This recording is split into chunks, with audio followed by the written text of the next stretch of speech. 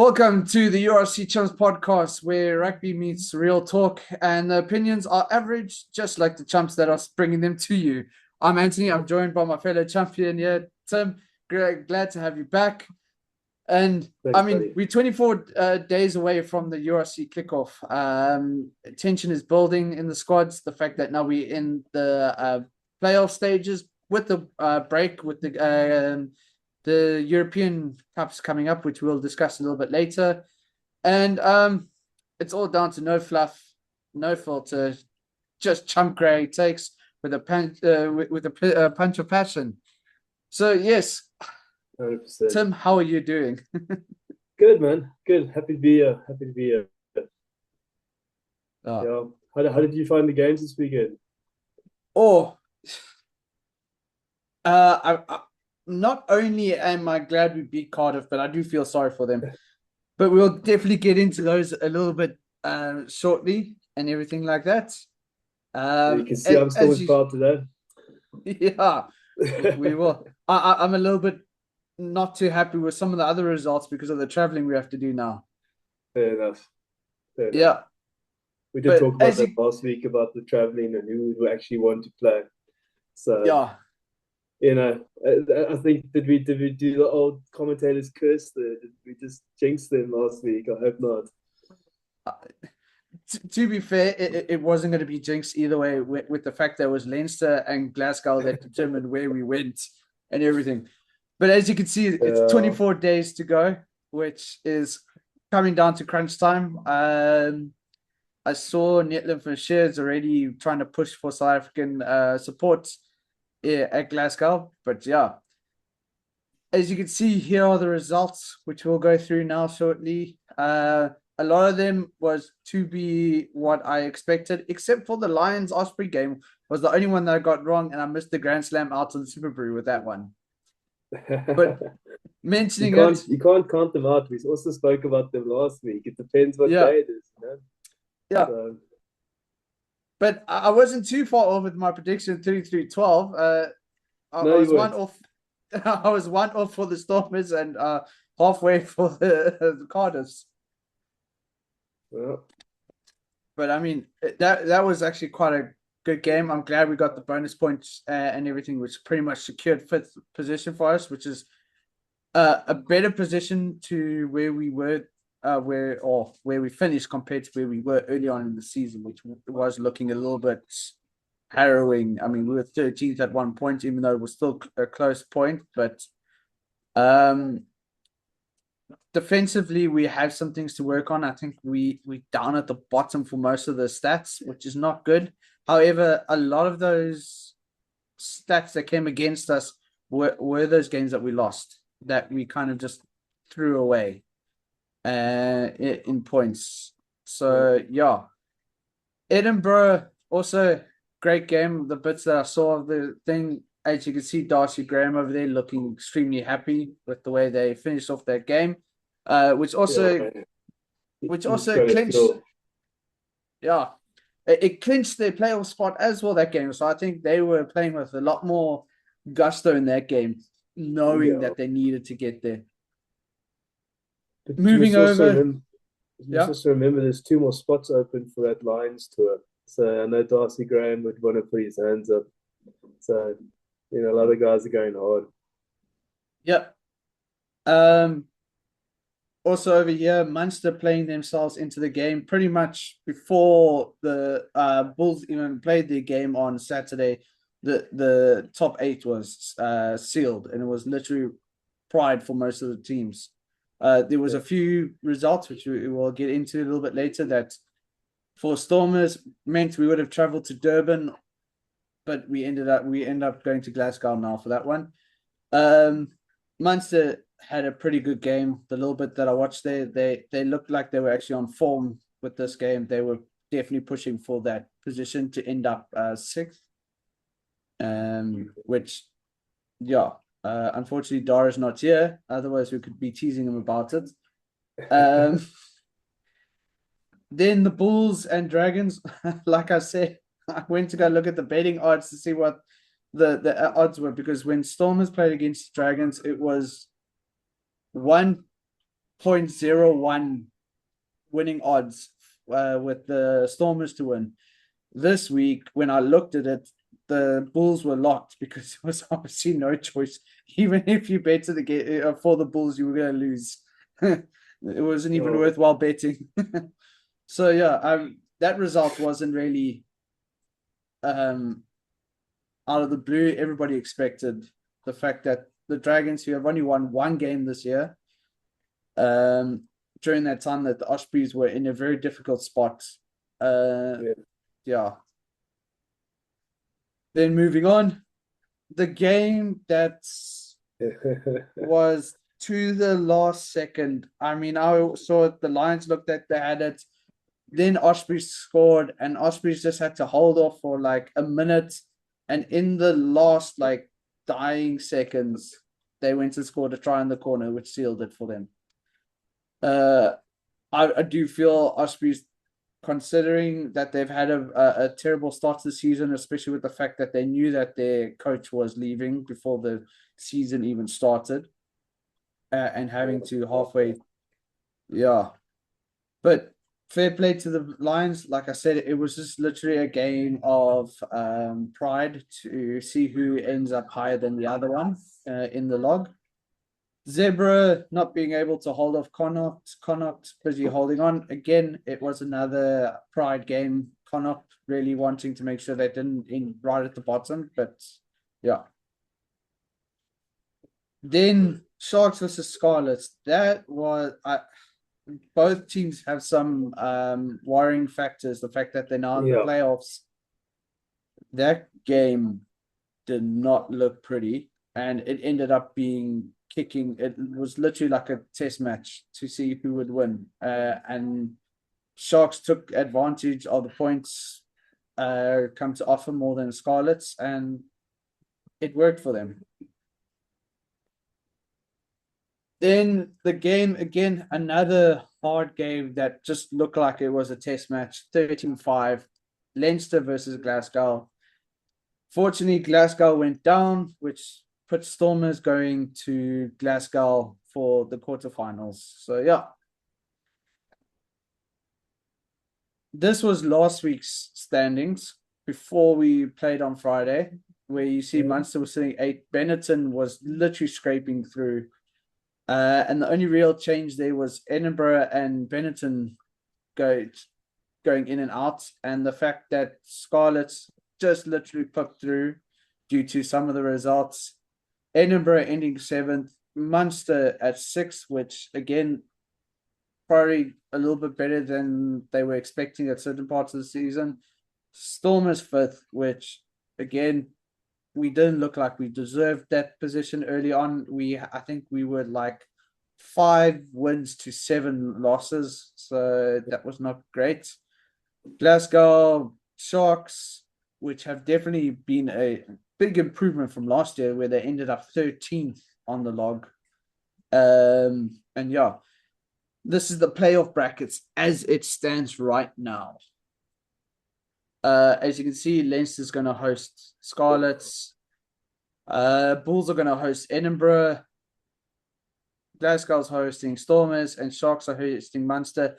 I think the only team that's really glad with the travel arrangements is Scarlets, because that's just literally a ferry over to Dublin compared to the rest. I mean, the rest have got some serious traveling, either us up north or them coming down south. Yeah, I agree with that. Sure. Some interesting matchups there. Yeah. I've seen quite a few people saying Stormers are going to pick this one, but I do feel that they will win the quarter, but then they go, 99% up against Leinster. And yeah, that's tough. I mean, unfortunately, like I said, we have some stats that don't look good. I mean, we are at the bottom when it comes to a lot of defensive stats. Like the turnovers given, the turnovers taken. It doesn't look great, but that's also when we went through that period where it was very tough. We had the bad news of Kitchoff and everything like that. We were struggling with a bit of injuries, and the guys just didn't look like they were playing the right games and everything like that. It almost looked like the writing was on the wall for Dobson. However, it looks like he's turned it around for himself. But yeah, as you can see, that is the quarterfinals there in South African time. So that's 8:35 p.m. Glasgow's kicking off to the Stormers. Then on Saturday, first game of the day will be Bulls Edinburgh, followed by Leinster Scarlets and Sharks Munster, which I can't wait for Dara and Sharks to go off at each other. Oh, Unfortunately for Munster, their travelling to South Africa wasn't that great. I think they beat the Lions, but then they lost to the Bulls at home. They lost to the Stormers away, and they lost to the Sharks away. But honestly, if the Sharks go and lose at home to Munster, what does that say for the Springboks? Because that's effectively 3/4 of the Springbok side is in the Sharks. I mean, yeah. Surely we've got to win that. We at home, we've got a Springbok-laden Sharks team there's some amazing players in that team. You know, we've got Grant Williams sitting on the bench because of Hendricks, you know. But I mean, let's look at Leinster is full of Irish players. Okay, unfortunately, none of and Lions players.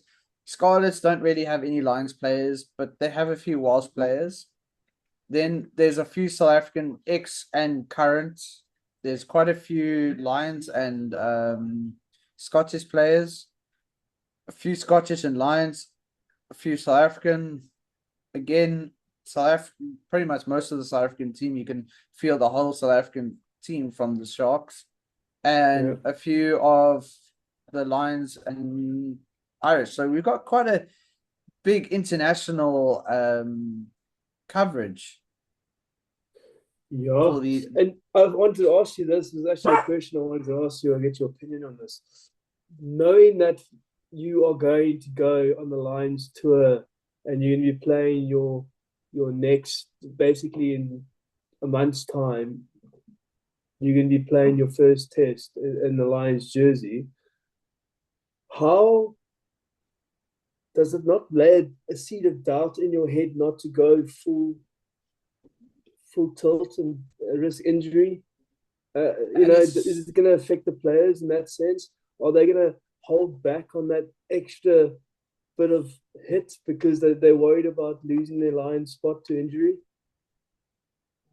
That is actually a very good point, because I mean, it is one of those things that's going to be lagging in the back. Do you go for glory and possibly have the risk of an injury with the fact that there's the Lions tour coming up, knowing that there's also a bunch of other people knocking on the door waiting for a slip up to take it?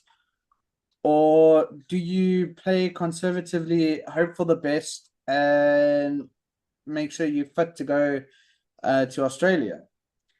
I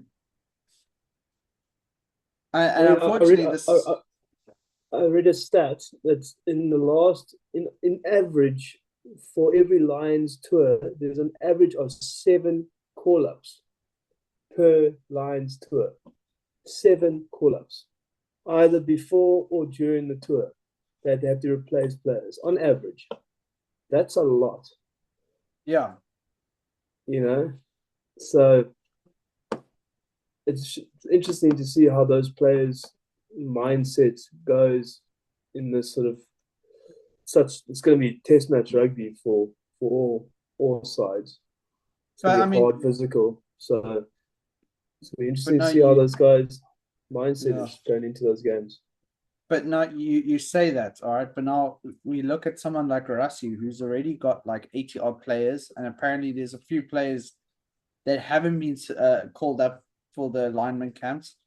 But apparently he said there are a few that aren't in the lineman camp but are in his plans, which means he's got more than over 80 players ready But then you look at something like the Lions, where it's like, oh, okay, cool. Oh, and then plus another 7 players.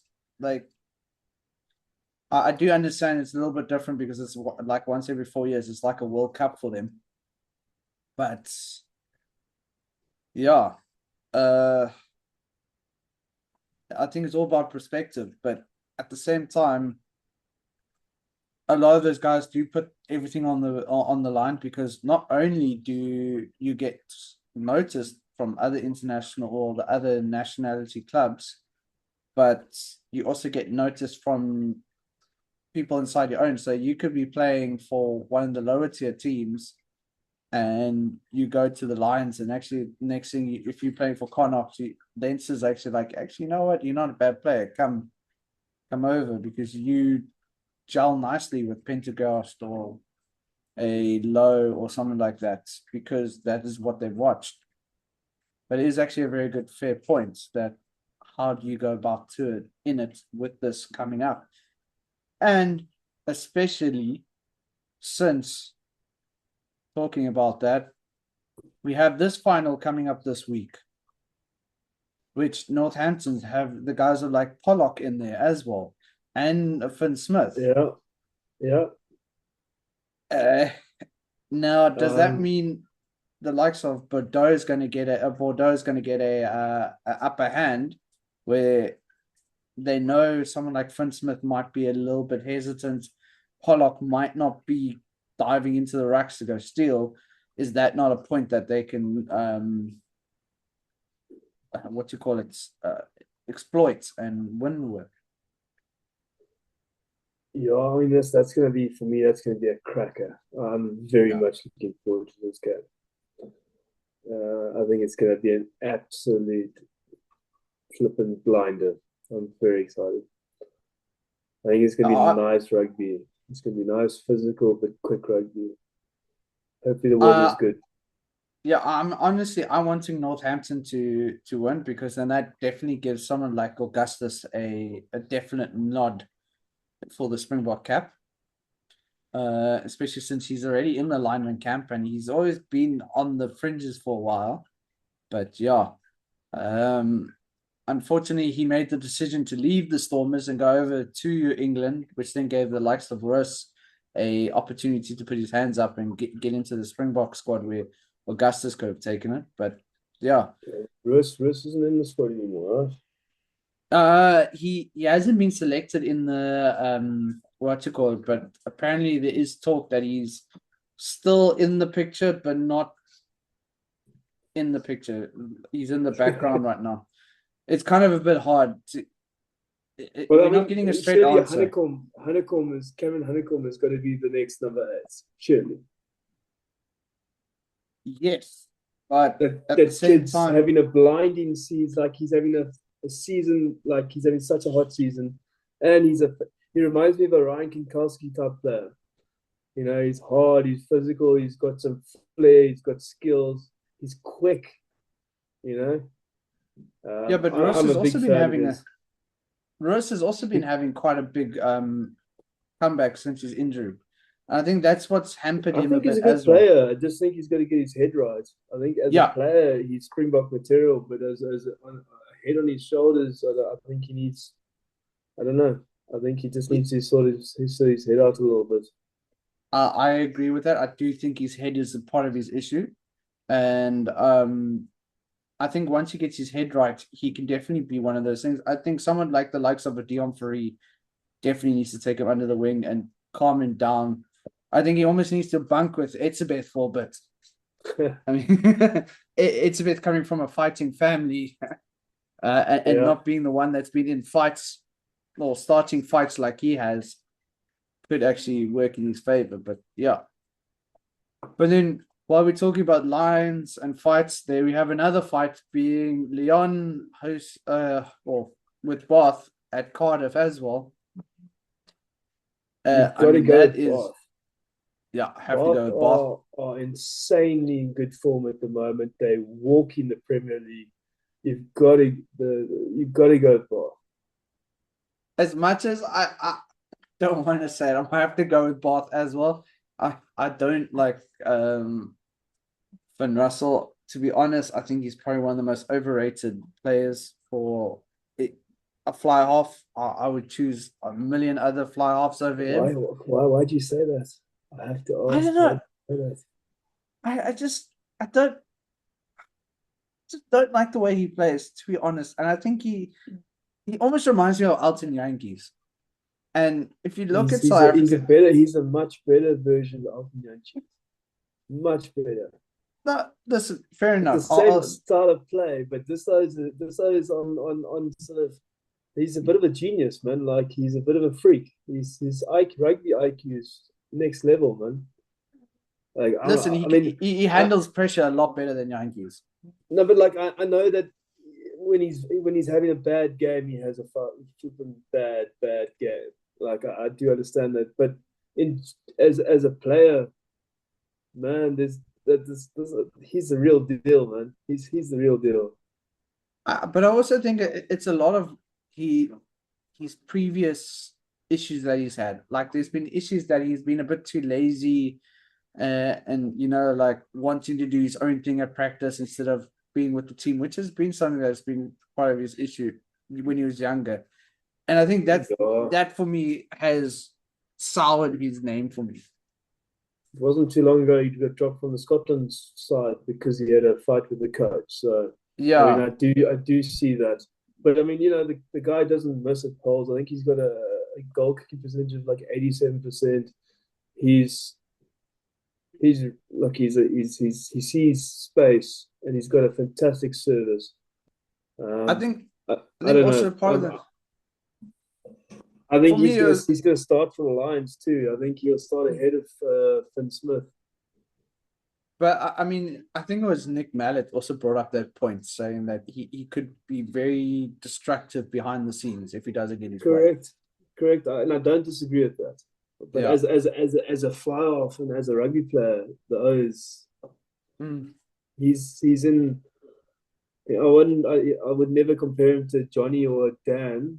He's not in that category. Yeah. He's also not in the Sexton category. But he's definitely world class.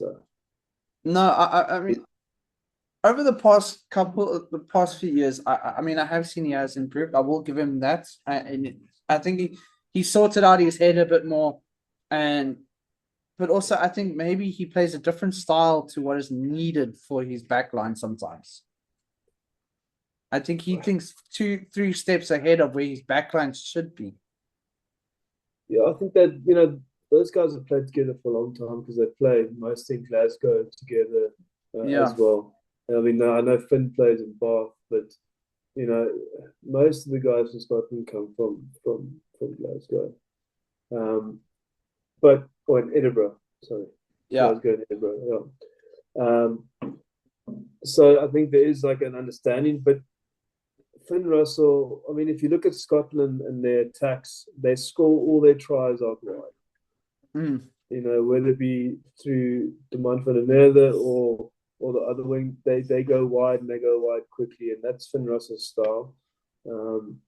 So I mean, most Scotland aren't mauling sides to death. They're not scrubbing sides to death. They beat England basically by going out wide. I know England beat them this time, but it's been a long time. But yeah, I think Finn's a good player. I think he'll start for the number 10 jersey against the Lions. Personally, I think he's a good player. But I get what you're saying. He can be very destructive behind the scenes. But you see that's probably my thing is that's probably why I don't really like him, because you need someone to fill in that chemistry and lead the team in the correct way. And for sure. Yeah. I think someone like Sasha right now is probably a bit overrated to what his full potential could be.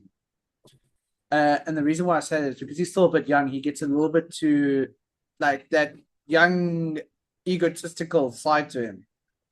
And a bit too big for what he really is. And he almost needs to be like, someone just needs to keep his head level. And once he's a level headed, he's a great fly half and everything like that. But there's a point that he gets a bit too arrogant in the game, and then he starts trying to do things a bit too much.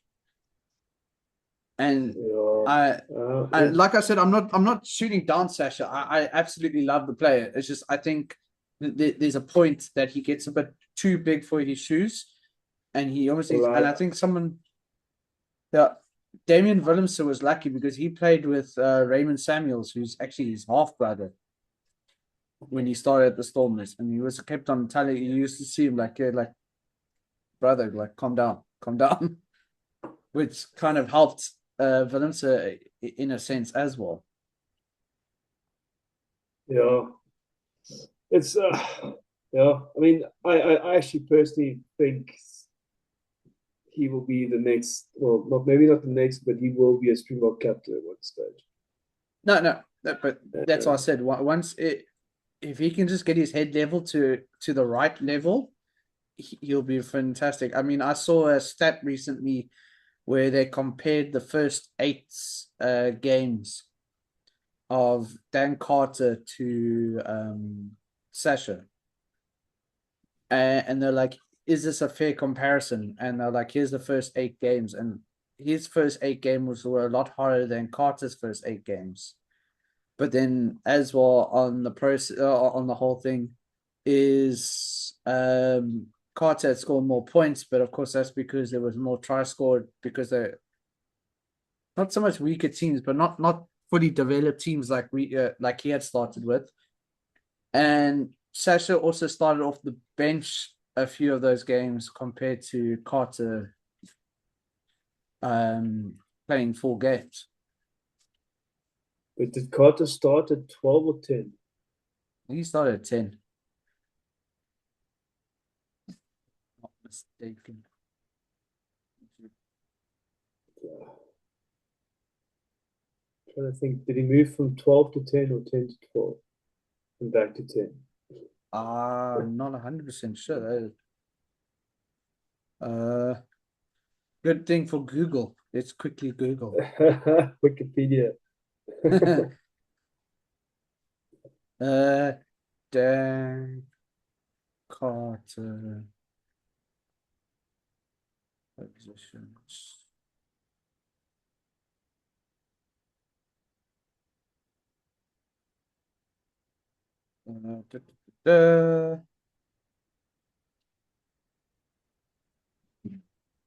Yeah, so while he also played inside center early in his career, so you could actually be correct.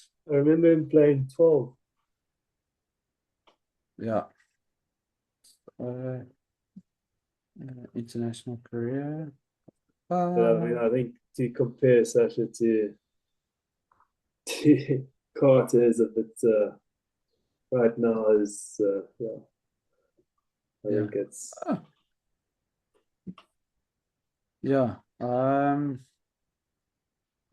trying to see like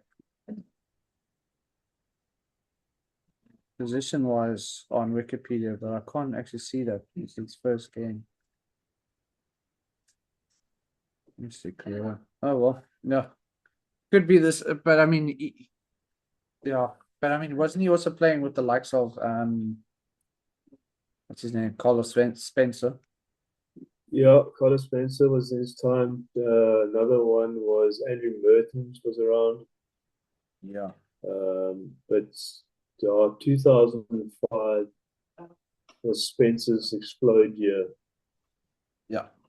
He was insane in that year in Super Rugby. That blue side was ridiculous.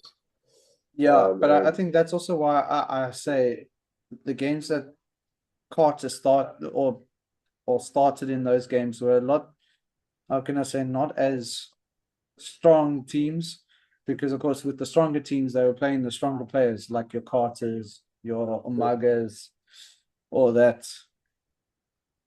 Yeah, in those positions. Sides, Jeez, so back in the day, there's some.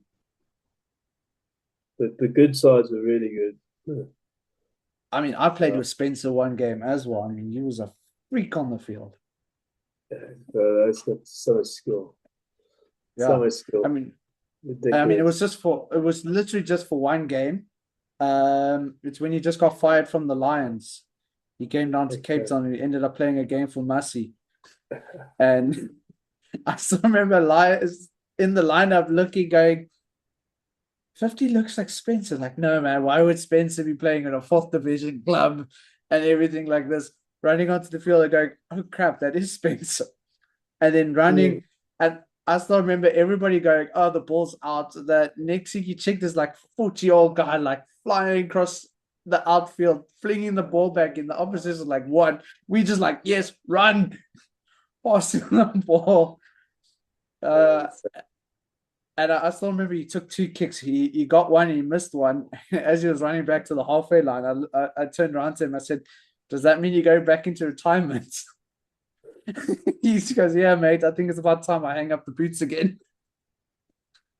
So, I mean, he could play, but he was an absolute legend who had an awesome, nice time. I'll put the pictures up. So I'll find the pictures sometime and put them up with Spencer.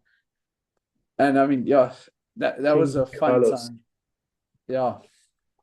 King Carlos. King Carlos. What a legend. What a legend. Some news though. Apparently, 4 Springboks are away from 100 caps. Within, let's say, 16 to 4 or 4-2. I think what's his name? Really, he's on 99. No, 98. He's got 2 games to go. 2 games. I thought it was 1 game. Yeah, so 2 games. So we know for a fact that Rassie has said he's not making it to the next World Cup. Of course. Yeah, but he says he's so close to 100 caps, he's not going to deny the guy those 2 caps. Yeah, but he'll probably finally he'll come off the bench, or he'll start against Argentina in Twickenham, or Yeah. And then we got Sia with 92, so he's 8 away. Sia on 92 already. Yes. No way! So happy for that guy. I didn't know I actually thought he was in the 60s. I had no idea he was so close. Yeah, no, I was listening to another guy on TikTok today where he was saying like Sia has 92 caps, and I was like, yes. And I know he also says that the likes of what's his name? Peter Steph is something like 14 games. So if he plays every single game this year, he's got his I don't think he'll play every game, but I think they're going to try and get Peter Steph to the next World Cup, maybe. Rest him up quite a bit. I mean, yeah, so 92 games already for South Africa. So, I mean, by the end of this year, we could have Sia in the 100 club as well. Then Damien, I think Delende is 16 games away. So I think that could be spaced out over 2 years as well to get him to the 100 club. How ridiculously flippant depth we have and experience we have in our squad is ridiculous. Have you seen that Jarenza Julius guy? Yeah, he's awesome. Oh, him. Yeah, and then there's another guy who played for the schoolboy level. And he was amazing at schoolboy level. And then there's a guy who joined the Stormers. He hasn't played as much as Jonathan Roche as well. He played. Yeah, he's played like 4 games for the Stormers. I mean, he's got for youngsters, he's also got quite a good head on him. Inside center. Inside center, nice. Because what are your thoughts on Andre Esterhuizen at the moment? Esterhuizen at the moment is an absolute beast. There's no way you can overlook him. This is what I'm saying. Do you go at Delende because he's been your go-to guy in the past, or do you look at form and say, well, this is freaking dominating. He's an absolute unit, and if you give him flat ball off the line out or a scrum, he is going to get past the advantage line, 100%. Which means you get front foot ball, quick ball, and it opens up your attack out wide. But that's the same thing with Delende. Delende doesn't look like that, but he also gets that for you. But I this is 100% agree with you. 100% agree with you. But like, you're looking at two inside centers that would probably walk into any other international side, I would say. Yeah. I mean, it's hard not to look at Esterhuizen and go like, no, you're not. He almost looks like a He's prime a monster. Do you have any He looks idea like how big that man is? No, I know. He I is a unit. Like I think he's he's an only. absolute fridge with legs. I think he's 6'5" or something like that. It's about 6'7" He's and around. 6'5". He's a fridge with legs. Like he's an absolute unit. He looks like an in prime France stain. If he could just kick as well, he would be like absolutely. I don't know. I think inside center for it's a battle. It's a battle. But you know what? It's a good thing for Rassie because that means he can keep Delende and Esterhuizen fresh by rotating them. Yeah, knowing that we've got a lot of talent at the moment, man. We've got a lot of talent coming through, and I think there's going to be guys getting caps to see how they handle it against the lesser nations, and it's going to be very interesting. I'm very much looking forward to this international season. I can't wait for the Lions tour. I know it's not against Africa or New Zealand, but an Australian side that's on the up against a Lions side. With that new youngster who plays outside centre, you played against South Africa in a couple of games. He's from Rugby League, yeah. Yeah, he's got an awesome the way he distributes the ball and everything like that. But I mean, if you look at Rassie right now, he's got at least 5 informed inside centres you can select from. Yeah. And that being, he can play Andre Pollard. He can play Sasha. He can play Willemse. He can play Andre Esterhuizen, and he's got Damien Delende. I mean, that guy, I'm surprised he isn't sponsored by Grandpa or something like that, considering the headaches that he could be having in some of the positions. I mean, it's just insane. Look at the battle for Fly-Off. Just look at the battle for Fly-Off at the moment. You've got Jordan Hendricks. You've got Manie Lebok. You've got Sasha Feinberg. You've got Andre Pollard. I mean, like, for one international side to have that depth of 10s, it reminds me of New Zealand in the old days. Do you know, like when New Zealand just produced 10s, like a conveyor belt of just 10 after 10 after 10 that was world class. And then they had Dan Carter, and then unfortunately all these amazing players just fell off the grid. Didn't see a New Zealand cap because they had Dan Carter there forever. But now you look at the problem that New Zealand has now is their 10. And I mean, Richie Moana, I think there's talks of him coming back. Well, if he doesn't come back, there's talks of him going to Tonga as well. So yes, I think Tonga's waiting. I know, but so, I think he'll come back. I mean, I was having this conversation with someone the other day, and they're like, "Oh no, that but Manie Lebok at 10." But I was like, "Whoa, stop!" And they're like, they looked at me. I said, "All right, cool." I said, "You're comparing Manie Lebok to a Dan Carter that was a sniper from anywhere, and everything like that." I said, if you look at Manie Lebok's stats, they are very similar to Richie Moana and Beauden Barrett at goal kicking. Yeah, the problem is not his stats. The problem is if it's a pressure kick, he's not going to get it. It's not like, I agree, when the pressure's off, he'll start it from the freaking halfway in the corner. He will slot it. But if it's the game on the line, I wouldn't trust him to freaking. But that's the same thing with the All Blacks. I'm not putting my mortgage on that man. Yeah, but you look at the All Blacks in the last, let's say 5-6 years. All right, their goal kicking hasn't been that great all the way through. The games that they have lost, if they had slotted their kicks over, they would. You look at the Rugby World Cup final. If they had slotted 2 of their kicks that they had missed, it would have been a different story. But they lost it due to kicking. But no one notices that because, of course, it's not our team. But if it was a Manie Lebok kicking it, everybody, Manie sucks. But they didn't look at the fact that both Geordie Barrett and Mo'unga missed kicks on that day. Well, I mean, like, if you are going to pick someone like a Manie Leboeck, pick him for what he is, a fantastic running fly-off, an absolute, pick him, don't pick him as a goal kicker. Play him next to a Jaden Hendricks who does the goal kicking. Or Faf de Klerk who does the goal kicking. Oh, but Colby, because I mean he's slotting over kicks at the moment. Yeah, or Cheslin Colby does the goal kicking, or even Willemse, fullback, does the goal kicking. Yeah. But don't add the pressure. Let the man just play rugby.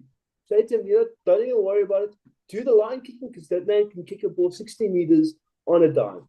His line kicking is fantastic. Can't say anything about it. He pumps the ball 60 meters and he gets us a lot more space than someone like a Pollard will always get it out. But Manie Leboeck gets more distance on average. But no, you say that. You can literally play Pollard at 12 and have him do the kicking while Manie does the what you call. And I mean, what I do like about the Bulls setup right now is they literally play a game where it looks like they have 2 10s. Because they have their 10 and then they have Billy come up who also can play 10 in a way. And I've always said that. Always as a coach, the 10 and 15 must be interchangeable. Yeah. And I mean, what a lot of people overlook when it comes to Willie Leroux has the most try assists out of anybody in South African history. He's exceptionally good at finding space. And everybody's like, oh, but I was like, blow that. And he's got a fantastically educated boot, huh? Yeah. Willie Leroux's boot is fantastically educated. Why don't you give me a second to turn on the lights? Sure, no problem. Dark here.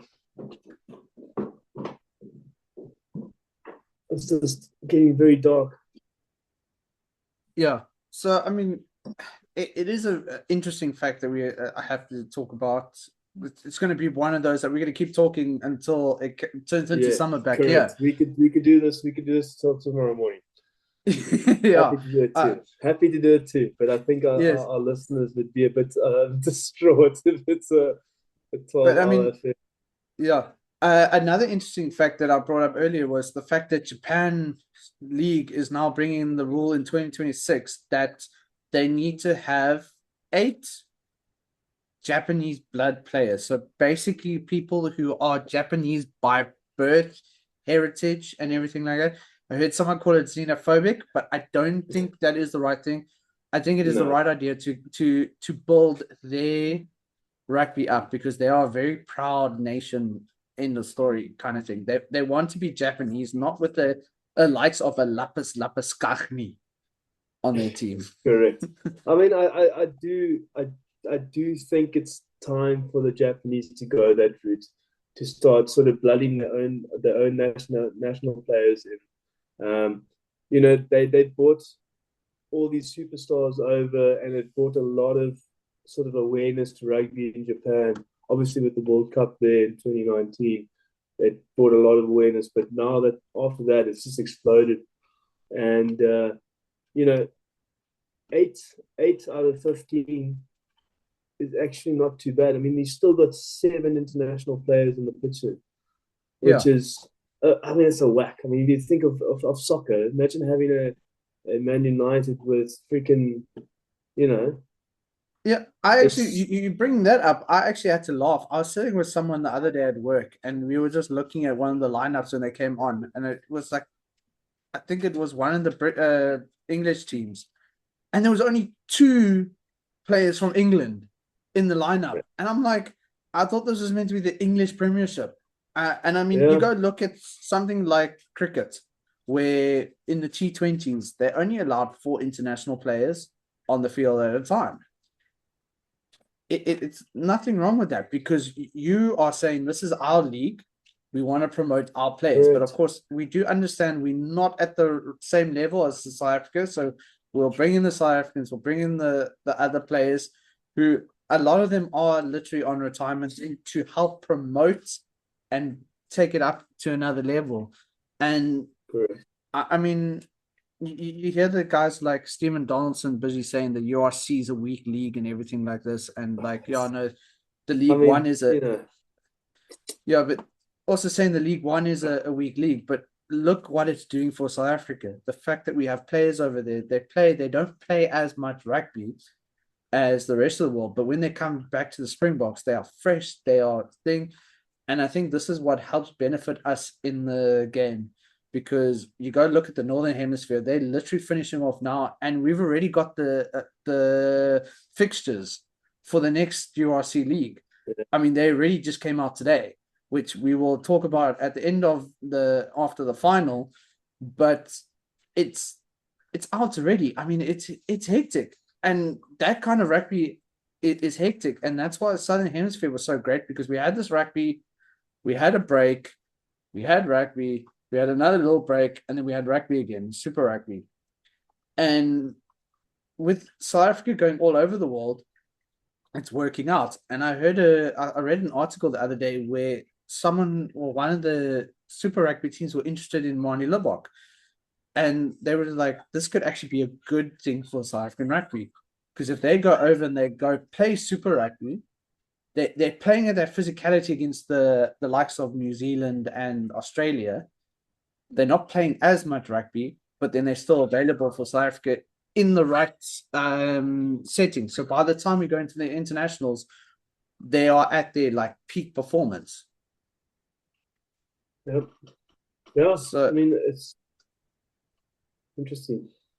Yeah, and I mean, it's something that I think South Africa's got right. I think Rassie's also got it right with the fact that he isn't like, I got 40 players and that's my players. He's like, no, there's my contracted players. They are my main group. You are the main group once you have the contract. But if you are playing in South Africa, Rassie's like, okay, cool. I need to play the long game. I can't play the short game, especially with the way rugby is these days. I have to. That's why he's looking at 80 players in the alignment camp. Before, we used to be like 40 players in the alignment camp. We're like, oh, jeez, I feel sorry for this guy, this guy. Now you're like, this guy's in the alignment camp. We're still saying we're sorry for it. Like we talked about Evan Ross earlier, who's not in the alignment camp. She's definitely picked up his socks this after his injury, and I do know he has a bit of a discipline issue off the ball, but it looks like he's getting that right. But the thing is, and it's been said by Rassie, if you are not selected for the lineman camp, it doesn't mean you're off my radar. You are still there. So these are just the players that I want to try, and some of them are new. Let's just see how they fit in with the whole fixture and everything like this. But yeah, I mean, that youngster from the Ikey's Tigers, who was the leading point scorer, he's in the lineman camp. No, the fly off for the UCT. He wanted to be goalkeeping. Yeah. He was the left wing. Yeah, but he also plays fly half. Okay, well, I only saw him playing Makaza or something like that. Yeah. So interesting. Yeah, he's in the lineman camp as well. So it shows you that no matter what level you're playing at, you can. But that's the genius of Rassie, Yeah, and I mean, I saw a thing now, the fact that the world's strongest man is an ex-Cheetahs player. Correct. Yeah, Rainer now, and I mean, I saw Eddie the Beast Hall saying like, "What are you feeding those guys in South Africa?" I mean, the guy is insane. The fact that I mean, he's saying that Rainer now is like, yeah, no, he's he works full time. World's strongest man is just like a part-time thing for him, where like the guys that he beats are like training just for this. Meanwhile, this guy's like a part-time. Here we go. I win. Thanks for coming. And someone's like, yeah, that guy's a flanker. Yeah, he was a flank. That's correct. Yeah, we just built different in South Africa, man. I mean, like, built different. I mean, hearing the story about Osterrand, how he used to, I mean, at age of 15, right, getting dropped off at the entrance of the farm, having to run 5, and this was his own doing, ran 5Ks, literally 8, and then used to have to load farm equipment and potatoes onto trucks after playing a first team game. Also, I know that his dad made him carry the 50-kilogram wheat bags on his head And So made his him carry neck it could be so. because props need strong necks. Yeah. And so his dad made him carry a 50-kilogram wheat sack on his head. So I mean, yeah, you gotta love South Africans. We are resourceful people. I mean, it's insane that like you see some of the guys coming out. I mean, I spoke to someone that went to go watch like the Paul Gym Boys with one of the Southern teams the other day, and they said like the guys there come out and they just look different on the other side of the Boerewors curtain here in Cape Town. And they're like, it was insane. Like they were sitting there and they were just looking at their son running out on the field going, my son is a flanker, but he looks like a skinny scrum half compared to the winger from the team. Yeah, I think it's getting the gaps are getting smaller between the northern hemisphere, northern Cape and southern Cape. Like especially like you look at the Bishops, the Rondebosches, the Weinbergs, the Saxes. They're doing a lot better against, you know. Yeah, I mean Hartzenberg had a tremendous game for his 50th. I mean, it was insane. I mean, there was a point where do you go Hartzenberg or do you go Zas? Because they were both like I thought he was exceptionally good. So that's tough. I mean, the fact that Zas now for the second time in the 4 seasons of what you call it of URC is now the top try scorer, and he's tied now for 9 tries. I can't remember who he's tied with, but they're not going to play. I think there's a Cardiff player that he's tied with, so they're not going to be able to score any tries. So Zas needs to just score 1 or 2, and he could literally be the top try scorer of He's electric, like he's got jet wheels. And I can't wait for Angela Davis to come back because that guy as well.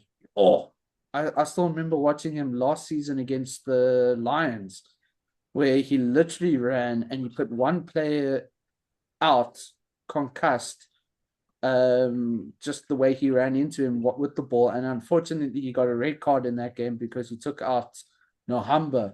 However, I do believe that was maybe a little bit too harsh because Vandenberg did throw a hospital pass. Nohamba caught the ball and went down and he came in. So, yeah. And unfortunately, it looks like we've lost Damien Willemse until the Barbars game because he got a red card. Again, I think that was maybe a little bit too harsh on that one because he was also kind of turning in with the ball. And yeah. I thought it was a little bit harsh. Unfortunately, that's the way the rules go now these days. I think I heard what's his name? Skulk Burger said people were afraid of me when I played, but if they had to play against me in today's kind of game, I'd be sent off nearly every single second game if I played the same way. So the game has definitely changed. 100%. Skulk wouldn't last the full game these days. He'd get sent off.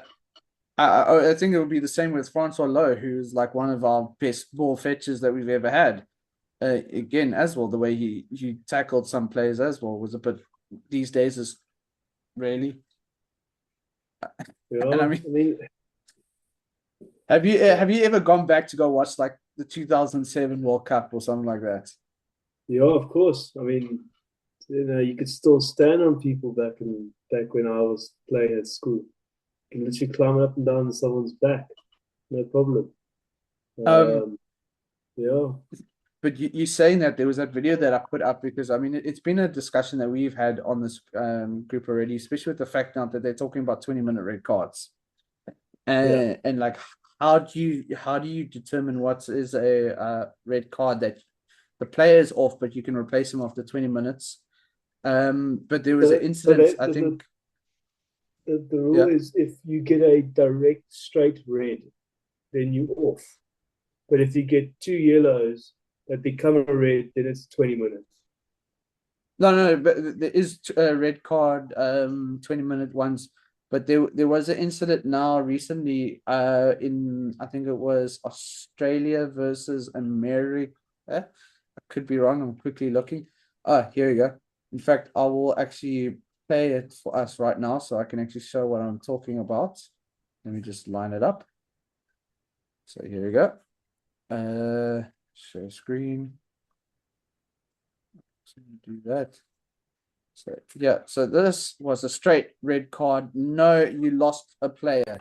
It was down to 14 people after that. Combining. Oh, that is out of control from Aleph Kelter. Time off. Okay. Zuni. So that's permanent red card, as you heard Amy Turan say there. Very dangerous foul play. She's direct on the head. Okay. Zuni, have a decision. You can come back to me. So yeah, that was a permanent red card, which means players were down to 14 for the rest of the game.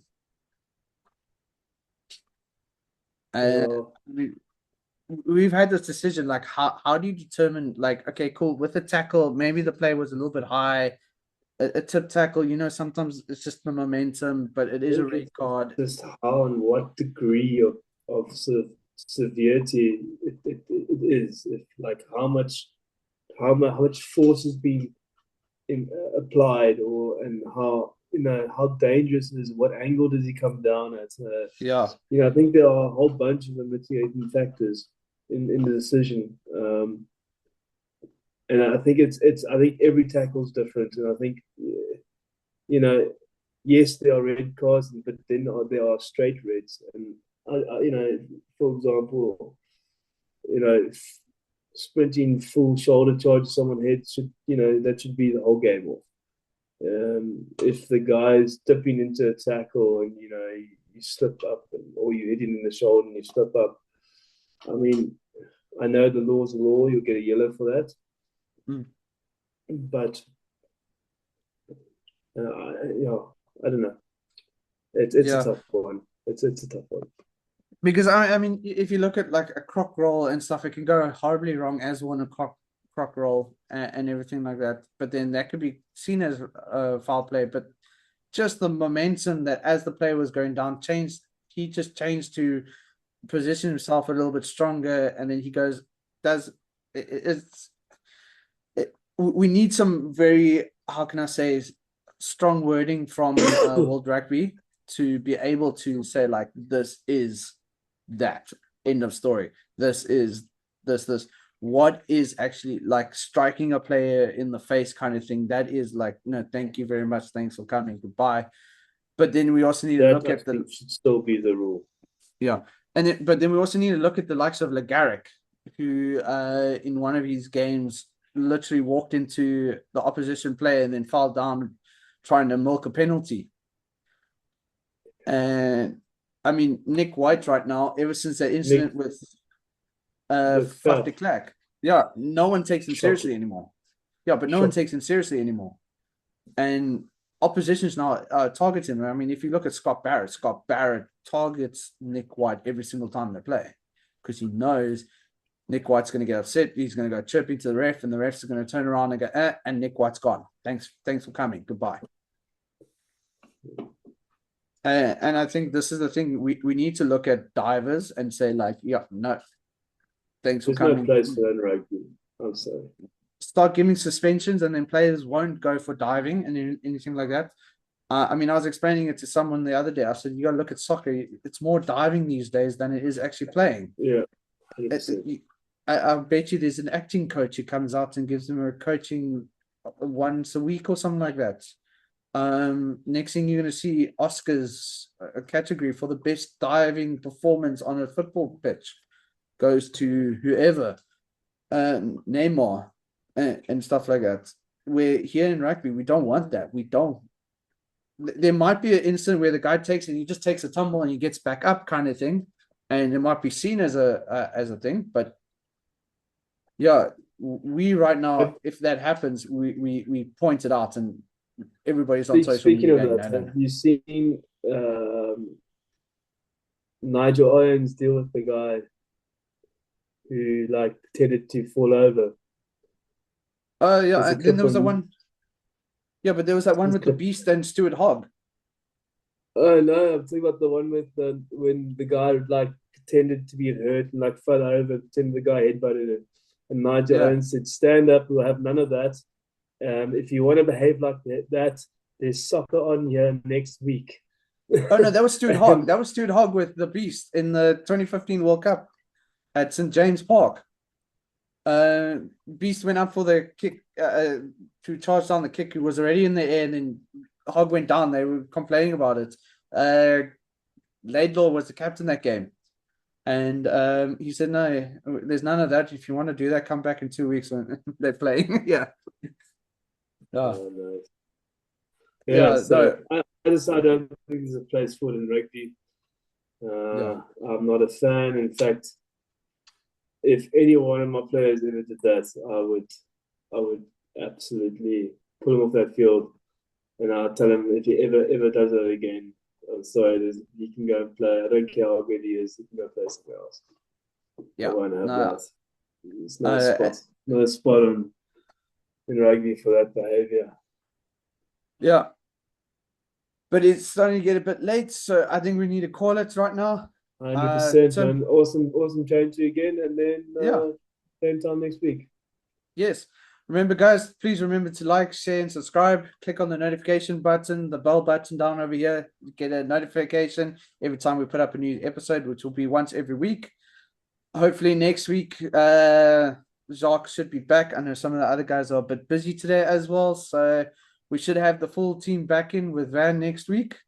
But yes, and we'll be talking the final, and we will be the results of the final, and we will be talking the upcoming playoff games, the quarterfinals for the URC. Thanks very much, guys. Have a good day. Cheers.